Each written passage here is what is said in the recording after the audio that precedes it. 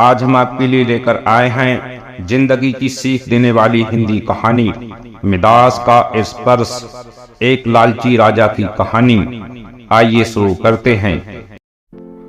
हम सभी लालची राजा मिदास की कहानी जानते हैं। उसके पास सोने की कमी नहीं थी, लेकिन सोना जितना बढ़ता वो और अधिक सोना चाहता।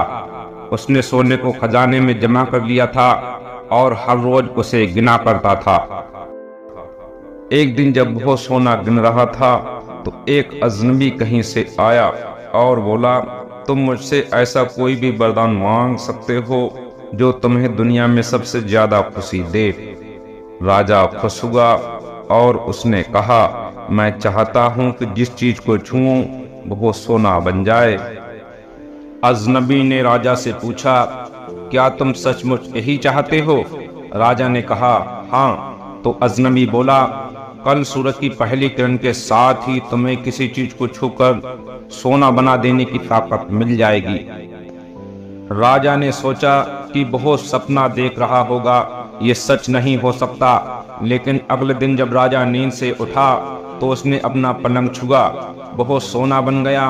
वो वरदान सच था। राजा ने जिस चीज को भी छुआ वो सोना बन गई। राजा ने खिड़की के बाहर देखा और अपनी नन्ही बच्ची को खेलते पाया। उसने अपनी बिटिया को ये अजूबा दिखाना चाहा और सोचा कि वो खुश होगी, लेकिन बगीचे में जाने से पहले उसने किताब पढ़ने की सोची। उसने जैसे ही उसे छुआ वो सोने की बन गई। वो किताब को पढ़ ना सका। फिर वो नाश्ता करने बैठा। जैसे ही उसने फलों और पानी के गिलास को छुआ वे भी सोने के बन गए। उसकी भूख बढ़ने लगी और वो खुद से बोला, मैं सोने को खा और पी नहीं सकता। ठीक उसी समय उसकी बेटी दौड़ती हुई बाहर आई और उसने उसे बाहों में भर लिया। वो सोने की मूर्ति बन गई। अब राजा के चेहरे से खुशी गायब हो गई। राजा सिर पकड़कर रोने लगा। वो वरदान देने वाला अजनबी फिर आया और उसने राजा से पूछा कि क्या वो हर चीज को सोना बना देने की अपनी ताकत से खुश है? राजा ने बताया, वो दुनिया का सबसे दुखी इंसान है। राजा ने उसे सारी बात बताई। अजनबी ने पूछा, अब तुम क्या पसंद करोगे, अपना भोजन और अपनी प्यारी बिटिया, या सोने के ठेर और बिटिया की सोने की मूर्ति? राजा ने गिड़गिड़ाकर माफी मांगी और कहा, मैं अपना सारा सोना छोड़ दूंगा।